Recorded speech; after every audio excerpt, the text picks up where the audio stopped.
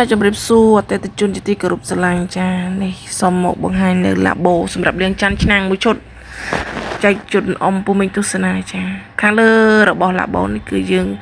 ប្រើជាម៉ាតពណ៌ខ្មៅចាកម្រាស់ក្រាស់ហើយយើងភ្ជាប់ជាមួយនឹងចាប្រដាប់លាងចានមួយហើយនឹងប្រដាប់បើកទឹកសម្រាប់លាងចានតែយើងមិនទាន់ដំឡើងទេចាហើយឡាបូនេះគឺបងប្រុសនៅខាងកពតខេត្តកំពតដែលគាត់ធ្វើការកំងពីក្រុមជាងយើងខ្ញុំទៅចាយើងធ្វើការដំឡើងរយៈពេល3ថ្ងៃហើយក៏យើងបានដឹកតាមចាឡានវរៈបន្ថែមឲ្យគាត់ចាហើយខាងក្នុងវានេះគឺយើងដាក់ជាចាទឹកឌីយ៉ូសម្រាប់បង្ហូរចាមួយហើយនឹងខាងនេះគឺគាត់អត់ប្រើជាថ្នាក់ទេគាត់សម្រាប់ដាក់ក្រាស់ចាក្រាស់ដើម្បីធ្វើម្ហូបចាសម្រាប់អ៊ំពូមីងមានតម្រូវការស្រឡាញ់ជាឡាបូប្រភេទចានេះដែលគុណភាពនិងរឹងមាំប្រើបានយូរឆ្នាំចា